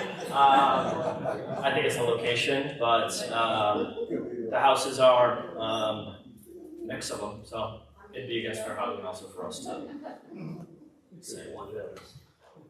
Michael, how do you handle the liability issues? Like if something in that situation, somebody gets attacked inside the home, there's a theft, somebody breaks down somebody else's door. Is there any liability protection? Do you require renter's insurance for every room? How do you handle it? We don't recommend it. We do put it in our rules that we suggest tenants do have renter's insurance. There is some pre-vetting. I guess it can't stop everything, but in our homes, PadSplit allows anyone who's had one felony in the last 7 years, so you can't have more than one. You can also have one bankruptcy in the last 7 years. In our homes, we do decline those folks who've had felonies, evictions, bankruptcies. So I think it weeds out a little bit, but at the end of the day, knock on wood, none of that's kind of happened. But yeah, we do recommend that they have renter's insurance. otherwise, if there's issues, we tell them also, if you're in fear for yourself or whatnot, call the police, and that's happened a handful of times. If you have an issue, there's no eviction process, right? Or is there? There is. We've probably helped at this point, I don't know, 300 or so people in and out. We've done cash for keys 4 times. We know our lawyer costs $400, and then for him to show up in court, it's $200, so $600 total. We've gone up to that mark, essentially where it makes sense to give the cash for keys without waiting 90 days. 4 or so have accepted that. And then we've had to evict 3 people and successfully evicted them. It did take 90 days. They are treated as a tenant, but it's through the membership agreement that they're signing. And our good lawyer, Al Smith, on the room, Porto Law, he's a great guy and has won every case for us. But I've also heard like PadSplit kind of rates people that are staying there so they don't want to get. It's their communication. I think it's PadSplit, and it's a great thing. We like working with them. It's also boots in the ground where traditional rentals, you're going to go in and collect on the first of the month. We all do. And it's great. It's not a fit for people who are paycheck to paycheck to try and save that money. They may spend $5 here at McDonald's. I know I do. And so PadSplit and a lot of these co-living companies kind of looked at it and said, when do you get paid? Do you get paid every Tuesday? Do you get paid every Friday, every other Saturday? Okay, well that's when you can pay us. And so that's the way they collect. A lot of people think, oh, it's weekly rentals. That's the way they collect is just bi-weekly or weekly. Basically, based on your pay schedule, we're going to collect it. They have a 97% collection rate. But it's really their communication. If someone falls behind more than $300, which is typically 2 weeks of rent, PadSplit is sending them all sorts of communication. Hey, you're going to be terminated. Hey, you need to leave. That's the other part of where we step in. I knock on their door. I know when they're home. We'll put a notice. Hey, what's going on? And talk with them. I mean, this week was a bigger one where we saw a lot more people didn't pay rent, and a lot of them blamed the holiday and said, hey, I haven't got paid yet till tomorrow or whatnot. And so we'll see what happens tomorrow. It's PadSplit, like Mindy said, they communicate well, and then just attacking from boots on the ground and just hearing people out. We give extensions to folks. A lot of the times also they'll get that termination email, and then I'll see it that they're pulling their stuff out and they listen to that email. It's like, you didn't really have to leave, but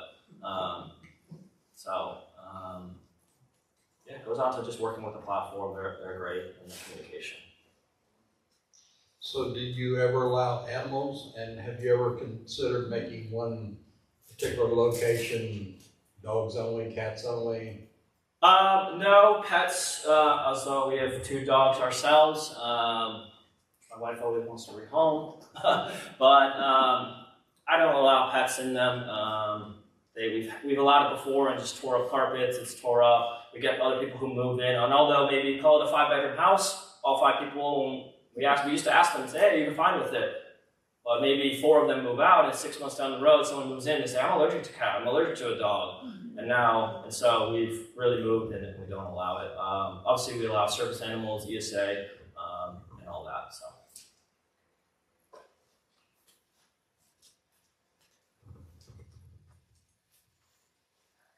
I'm running. When these folks move in, are they just carrying a bag? Do they have stuff? And if they do, how much stuff can they put in? So there's a rule of no bringing outside furniture. And when I tell them, again, this is setting expectations ahead of time before we even approve of them to move in. It's, hey, how much stuff do you have? For the most part, people have a TV, some totes. And I've had other people say, hey, okay, yeah, I've got a 1-bedroom apartment. Where can I put the couch? Where can I put my dresser? All these things. I put it in the basement. We tell them you can't do that. But we allow, if they want to bring in a TV, we now provide these mini fridges. Before we kind of used to didn't. So we allow people, hey, if you want to bring in a mini fridge, you want to bring in some totes, make the room, make that room your home if you want, but don't bring in big couches, don't bring in your own mattress that has bed bugs, don't bring in bulky furniture, because just like in my long-term rentals, when people move in, they ding the walls, and when they move out, they're punching walls. So when people are moving in furniture, it's just going to ding up all my walls. My painter likes it, but I don't. So, do they use the garages and the basements at all? We've toyed on the idea of adding extra storage for folks. We really haven't got a warm welcome, and folks don't have a lot of stuff. To answer your question, I feel like a lot of folks just don't have a lot of stuff either, or they put it in a storage. We've offered it in some houses and just really wasn't used. I've seen in other markets that they create basements, garages, other utility areas, they'll put cages and they'll rent them out. It's been successful. We just really haven't seen it here in Kansas City. Garages in the living? The storage, we've done it one time. It's just pricier. I mean, unless it has electricity, but you're probably putting a mini split in and then, adding in. Usually it's the houses have square footage, or a lot of the inner city houses don't have garages either. So we see the garages more on the suburb houses. Deal's got to make sense. It's got construction and the return on it. So I think we've seen in other markets where even Sunbelt and Florida where you don't see basements or a lot more underutilized space that they do convert it. So Dallas, Texas, Houston, you see a lot. Do you see a lot of investors, now that this is catching on more as they're evaluating deals, look at new construction specifically purposed for co-living, or is it still all strictly just rehab? No, that's one thing we definitely want to focus on, and I'm trying to learn a lot more of, and I think that's one of the best ways to create co-living, create affordable housing is going through the city, getting the permits to create these 5-bed, 5-bath duplexes. So we're working on a house, 35th in South Benton right now. It came with an extra lot. We're going through the city on the main house and seeing how many bedrooms can we get, working with them with private bathrooms. And the goal was continue conversations to then do ground up construction right next door. And so it really comes down to honestly the cost to build. At $130 average, $140 per square foot, it still has to make sense on the revenue on that square footage too. And so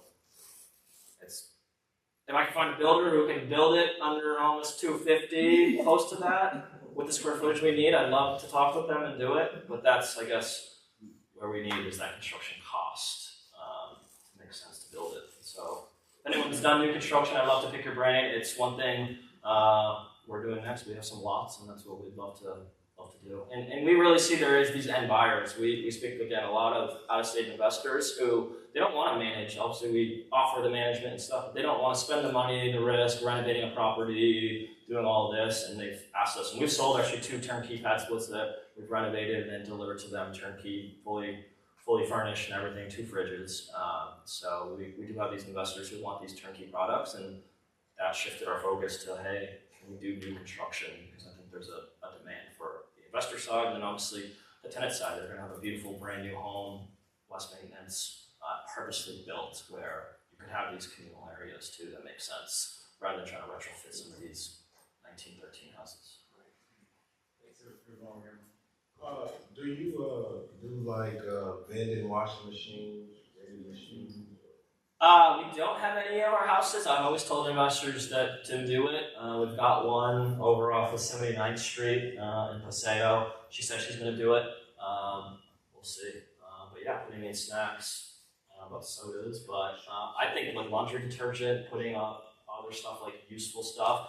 On some of our newer houses, we've got great hosts who also just want to provide a good home, so we're supplying a lot more cleaning supplies. Early on, we kind of weren't, but we noticed when we give folks these cleaning supplies, they're going to clean up after themselves a bit more. So I love the idea of the vending machines. If there's space in the house to do it, and someone can manage it, and hopefully people won't steal it from me. You mentioned how you are always looking to minimize the common areas because that's where conflict might arise between the tenants. How many common areas does your average house have? Just a kitchen and a small living room with some seating area? Yeah, so that average, and I'm sure a lot of you kind of know of, again, that 3-story house with that floor plan. This house, usually you walk in and there's a foyer, then you've got your staircase, then you've got your living room with that fireplace, then you've got your dining room, and you have usually that kitchen kind of right behind that staircase or towards the back. If it is towards the back, we actually usually bring that kitchen up to the middle of the room, and then we're able to create a master suite in the bathroom. So we already got plumbing from the basement. I have other hosts where we've got a 3-bedroom, and we kept the living room areas. They didn't want to. Even this Harrison house, we had the dining room area that we could have squeezed in another bedroom. The owner said, no, I don't want to do it. I want to put a table there, some chairs, a communal area. And no one ever sits on. I tested it because I put all the chairs upside down, and I came back the next couple of days, and they were still there. So no one even eats here. But it depends. Some houses I I don't have it here, my 31st in Charlotte house. We didn't, it was a 9-bedroom house, we could have made it 10. Again, the owner were like, 10's kind of a lot, we don't want to do that. So we left the living room there. And again, it had this beautiful wood trim that I didn't want to close up either. And so it had that fireplace where we walk in to the left, and we didn't furnish it. I told him, hey, we shouldn't. Now he bought it in May, and last week we went and dropped off a couch and chair just because it's the people in the home, they've become friends, and they want to hang out. I saw one of the Rousier fights, I saw that on the camera, they put a TV and they were sitting on the porch watching the fights, the UFC fights, and they asked, hey, can we have these? And so then we said, yeah, you're welcome, and we put it in there. But for the most part, we do see it is conflict areas. If there is a couch, we've seen it, hey, they'll bring a friend over and the friend will sit on the couch. Or what we see is maybe someone who's unemployed or on the homebody person, they'll just take over that living room. They'll play 2K or they'll play Call of Duty, Fortnite on their PS4, yet the room right next door that they're sharing that wall with is someone who works nights and trying to sleep during the day or vice versa. And so we've seen those common areas, people just kind of feel awkward when someone else is taking them over.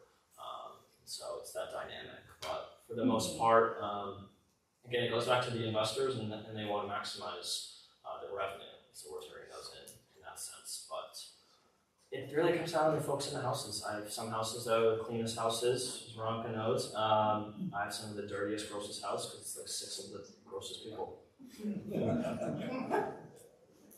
Oh, that answers your question. It's location. So we talk about community. We're talking about community, and I'm looking at how this type of setting this up can be a real benefit to the community, because I start looking at what have you done to the outside, so that way it's actually revitalizing the area.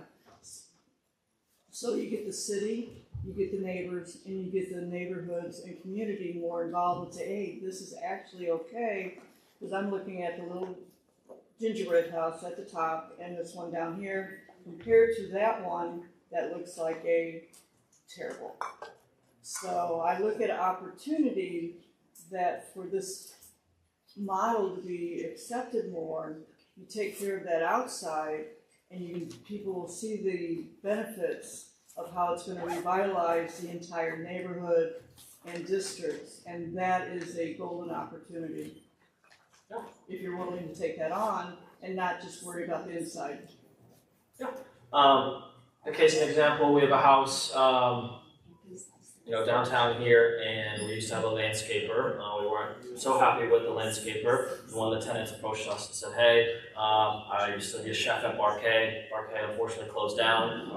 And he said, hey, what can I do for some extra money? And I had talked with him, and I'd always go and check up. I know the landscapers can. I went and looked, and he'd always be outside, not smoking. He said, hey, I'll do it. What are they charging? I'll do it. You just give me a lawnmower, a trimmer, and I'll do it. And so some of our houses, again, it's whether it's a leader or someone who just wants, and it's kind of giving back them, giving them that sense of home and doing it, which has been a great strategy for us. But yeah, I agree. A lot of the times our investors are buying the ugly house on the street, the distressed house that's been sitting vacant for 2-3 years, but then we're coming in and revitalizing that house. But well, what I see a lot, because I play in this playground, not as an owner, but I go in as a trade, and I see the investors taking care of the inside, but y'all are leaving the outside a dog, and that's why the neighborhoods and the cities are complaining about y'all. So I'm given an opportunity for y'all to step up to the next level and make this acceptable. You make it the showcase, you're going to have a whole lot more agreement with other people and neighborhoods accepting what you're trying to do, because you're going to be generating more income. It's just basic nature. Who wants to live next to the dog? Any of you in here? Or do you want to live next to the nice one?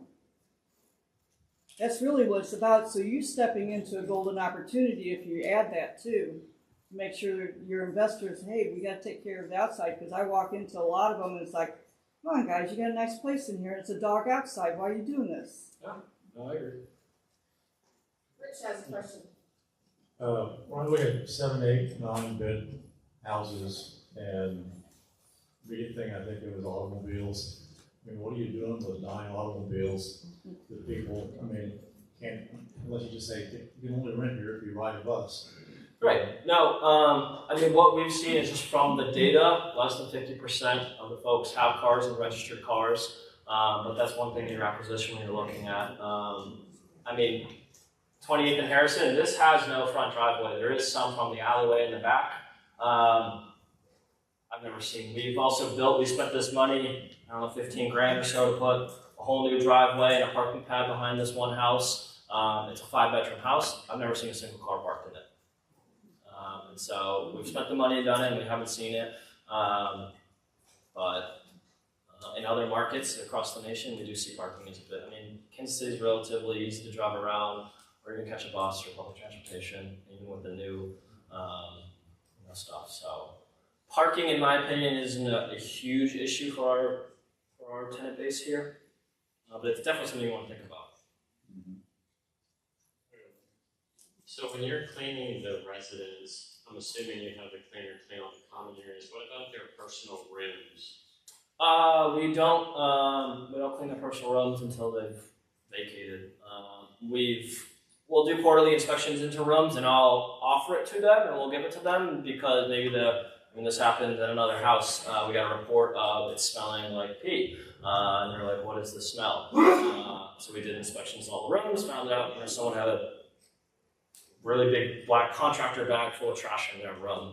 I don't know where the pee was coming from, but that bag of trash smelled horrible, and so we wouldn't have found it unless we did a room inspection for people. But for the most part, no, we don't clean the rooms unless, we're walking through and we see it. So we offered to her, "Hey, do you need some help? How can we help make this better for everyone?" And got clean. But the tenants not complain sharing bathroom. The tenants complain that they have to share bathrooms. No, and again, it's the expectation ahead of time before they're even moving in when they're booking it. Hey, you booked this room, it's sharing a bathroom. We've seen other operators where they'll say, let's say this is the second bedroom, or second bathroom. They'll say, "Hey, bedroom 1 and 2, and they'll put a lock with a code on this bathroom and say, "Only you two can use this one." And then, "Hey, bedroom 3 and 4, you can only use this one." We don't really like doing that. I can see the benefits and whatnot, but we like kind of free game for everyone to use the bathrooms. Again, I think it's having the cleaners come in bi-weekly. It keeps it fresh, it keeps it clean. Setting those rules. Again, we get people in the home that say, "Hey, this person is always leaving water on the floor. This person is always leaving it dirty," or number 2 in the toilet. And so we get that feedback from our tenants, and then just regularly walking the properties, we see it, hear it. Again, I think it's going back to setting expectations, folks. They know they're going in and sharing a bathroom with 2 or 3, whatever it may be. I would like to segue from that. I just come up with 14 years of co-living. Just came here from Los Angeles, so 3 weeks in KC now. And I'm just in a single apartment, temporarily you might say, but with a 12-month lease. But 14 years ago, basically, I needed somewhere to move to, and I found a room in a house that was a single-family home, and the owner actually modified the garage and was living in there until he lost the property. The new owner who bought the property on the Los Angeles County auction came and visited. Came and visited the house, and he met these 3 guys who were co-living. Each of us had a bedroom. Each of us was sharing a kitchen, a bathroom. I was luxury because I had my own bathroom, half bath. The other 2 guys shared a bathroom rather. And in the 14 years, 2 of us were there 14 years ago, and when I left, we had 3 other persons. We considered them like the subtenant, because the landlord simply put us, the 2 of us, in charge. We split the rent and sent 2 checks every month. So from a point of view of practicality, yes, co-living definitely works. From my personal experience, I'm grateful that I have my own bathroom. That would be my biggest compromise if I went to one of your properties. If I found one of your properties and said, oh yeah, this will work for me. Parking wise, yeah, we had 3 cars for 3 guys. One was in the driveway, actually 2 ended up in the driveway after a car theft situation. My car was always parked on the street, but then again, there was space, there was curb space, there wasn't a jam. Where I'm currently living on the boulevard, there's that whole street is just tenants in apartments, and there's very little available street parking. But oddly enough, you mentioned about you putting a parking pad at the back of one of the properties. Behind me there are 8 spaces, 7 or 8 spaces, which were recently created, and most nights there's only 2 or 3 cars in there. They are designated spaces that people are paying $60 a month for, but they don't appear to have like a waiting list it's not an issue, as you said. It kind of balances itself out to some extent. I'd love to ask you, what attracted you originally when you moved to LA versus kind of getting a 1-bedroom studio yourself? Well, go into co-living. I was basically living with my daughter, son-in-law, and grandson. When number 2 grandchild came along, I got kicked out. And the reason I'm here is to pursue my real estate investing dream, if you like, my goals, to create a legacy for those kids. Well, you're in the right room. That's my one. And my son, when he lived in LA, lived in co-living houses because it was either that or he was living in a 1-bedroom in a hotel, basically, with a hot plate on the sink. Vegas is the same. I mean, my wife and I, we lived in Boston when she moved out after college. It was unaffordable for either of us to go get her own place. She found some Facebook marketplace random roommates. I had luckily some buddies that we teamed up and was able to chip in. But in these larger cities too, where rent is super unaffordable for folks making a decent wage, it's a bit more common. I'm thinking that our younger folks that can't make friends anymore, they don't know how to go find a roommate, so the co-living gives them the opportunity that an app is finding them a roommate. Yeah. Because otherwise, they don't know how to do it, because they're still afraid to talk to people. Not all the young people, but I know a lot of young people are afraid to talk to somebody they don't know. Wow. Have you ever looked at doing, like, rent a room by the night?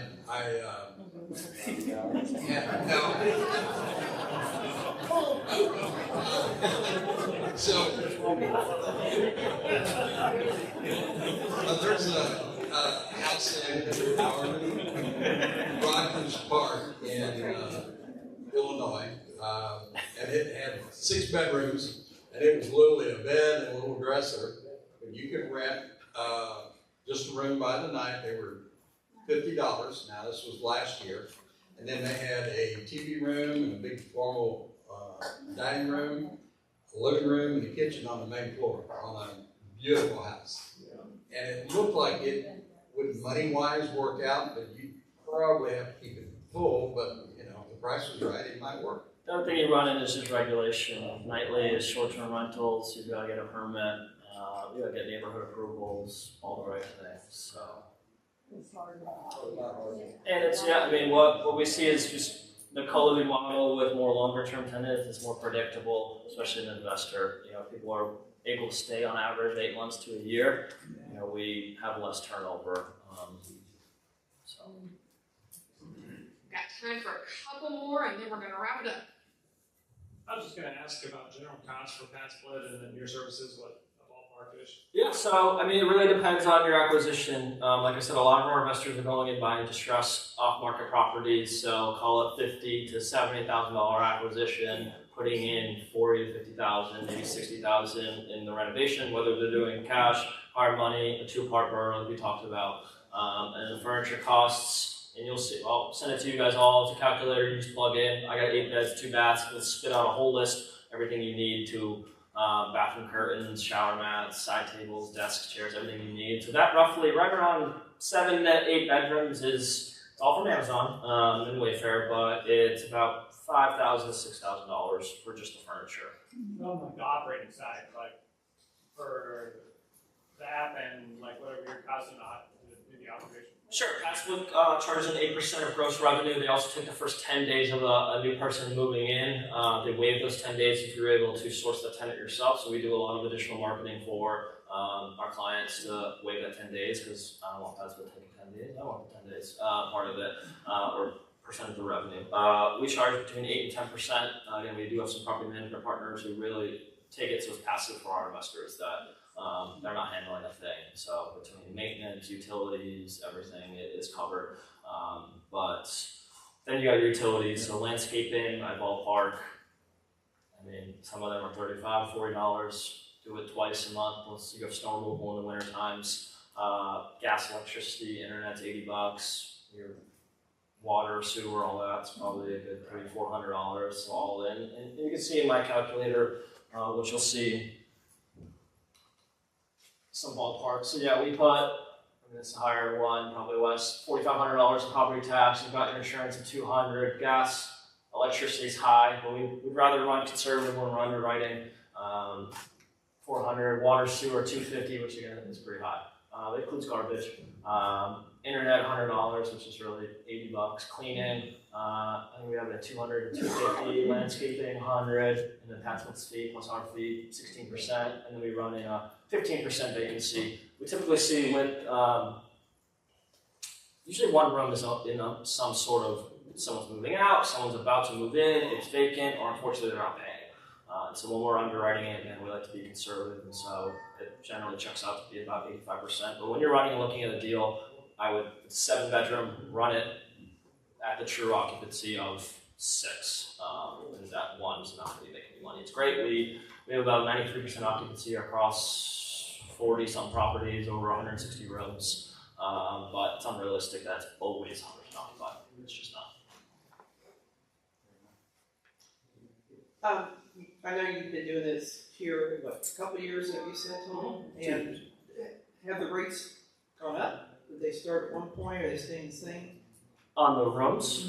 No, we generally have seen, if anything, I think they've come down with more supply of rooms. I also like to compare it to Atlanta, where Atlanta is really the hotbed of what we see as co-living. They have over 8,000 bedrooms, and they're similar priced. And people always say, and it goes into, is it saturated, and when will it be unsaturated? I mean, there's still, again, 14 million people who make less than $35,000 a year who still need housing, who can't traditionally get housing. So I don't believe, even in a place like Atlanta with almost 8,000 rooms, they still sit above 85% occupancy. And so I don't think we'll be saturated, but if anything, I think we've had a bit more supply. It depends on the month. We're able to push some when we see that there's no other rooms available. Other times we see there's 5, 6 rooms, and I have to drop our prices slightly down to 155, 159 or whatnot. So it really depends on the supply. But we've seen that sweet spot is that 170 and 175. And then again, it backs into what can people afford who are being paid, where we haven't seen the wage group change. And so like, hey, our demographic of that $13 to $18, what can they truly afford that they can still have a good life and spend money on what they want to do. So that comes into that under $700 a month that they can afford. So even outside of KCMO, you know, if you get something in, I mean, I don't know how you buy a house for 50, 60 grand, even a mess outside of, like in Blue Springs or Blue Summit. Are they working there? Are the numbers really working? Yeah. We don't see more distressed properties. We see more of maybe it was tenants that left, an owner getting rid of it, retiring and whatnot, or it was a family home on the market, and we're doing more of just a cosmetic play. 2 to 3 grand in paint, a couple walls. All right, well, we are approaching 9. I know that Michael will stick around and answer questions, but I know other people have babysitters to go to that they want to get home, so we're going to go ahead and wrap up. So let's give Michael a warm round of applause. For those of you that need to join or sign up for a master class or just have a MAREI question, I will be at the check-in table. Michael will be up here with questions, and I will see everybody next month. We're going to learn about credit and being bankable. Hey. Oh, which?